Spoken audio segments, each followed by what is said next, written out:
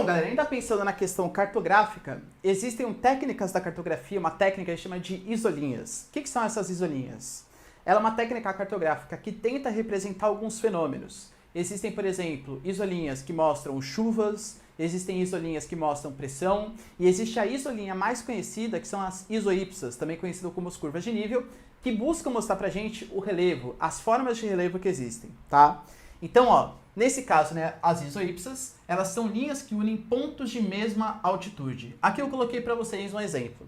Perceba que nesse exemplo, eu tenho aqui uma linhazinha que está com uma cota de 100 metros, outra linhazinha com uma cota de 200 metros e outra linhazinha com uma cota de 300 metros. Juro para vocês que isso aqui é um morro. Não, professor, não é. Não consigo ver, para mim parece, sei lá, um ovo. Não é um ovo, tá?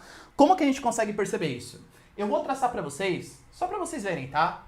Uma linha que corta todas as minhas curvas de nível. Imaginem que ficou reto, tá? Tem que imaginar que ficou reto. E aí vocês vão desenhar um gráfico bem embaixo da sua curva de nível.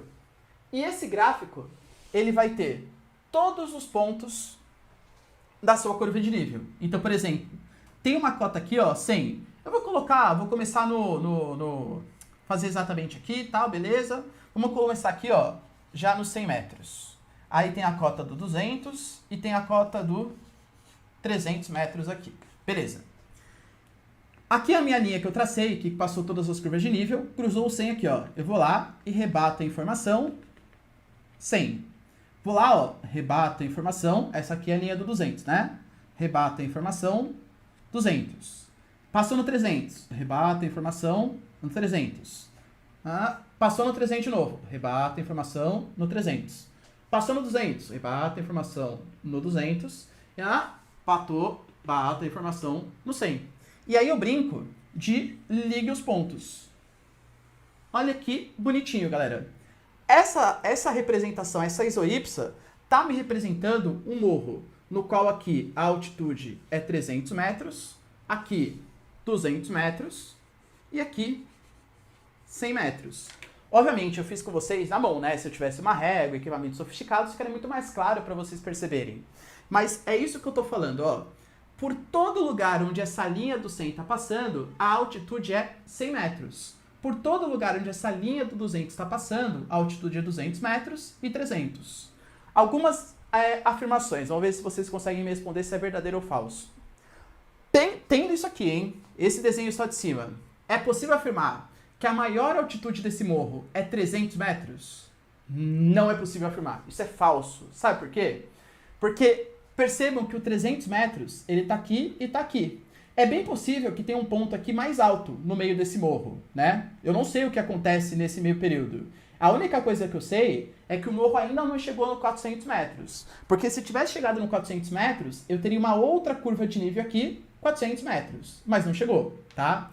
Tem até algumas representações que trazem como se fosse um pontinho, um asterisco, aí coloca aqui, sei lá, 347 metros, por exemplo.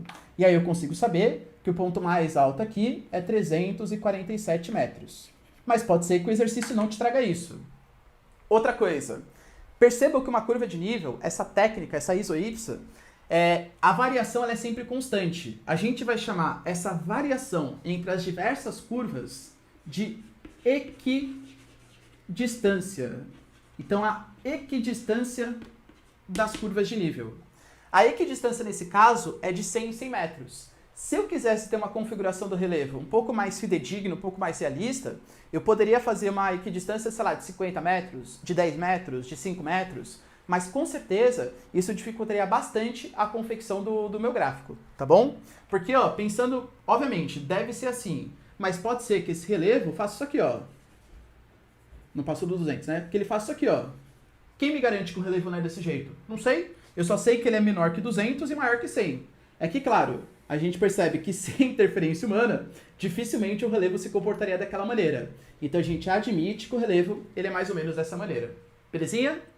Outra coisa que a gente pode perceber. Vocês estão reparando que as curvas, elas são muito mais próximas desses lados aqui, ó, 100, 200, 300, e que isso vai refletir numa variação de relevo muito maior. Ou seja, quanto mais próximas forem as curvas de nível, a gente pode falar de maneira geral que mais íngreme fica o nosso terreno. Quanto mais distantes forem as curvas de nível, a gente pode falar que mais plano é o nosso terreno, tá bom? Isso vale para isotermas, para isobáricas, para isopluviométricas. Quanto mais curtinha, quanto menos distante forem as curvas, mais radical, mais intensa a variação do fenômeno, e quanto mais distante, menos intensa a variação. Pensando no caso do relevo, imagina, por exemplo, que vocês querem, sei lá, temos dois rios aqui, um rio que vem para cá e outro rio que vem para cá. Imagina que eu quero fazer uma hidrelétrica. Seria mais legal fazer uma hidrelétrica nesse rio ou nesse rio? Obviamente, seria no rio A. Professor, por que no rio A? Porque como a variação de altitude ela é muito mais significativa, o rio vai ter muito mais quedas d'água, mais fácil produzir energia. Quando eu falo para vocês do rio B aqui no caso, ele é um rio com menor declividade, então em geral é melhor para navegação, para pesca e por aí vai. A mesma coisa se eu quiser falar de uma agricultura mecanizada. Vale mais a pena fazer na vertente oeste ou na vertente leste?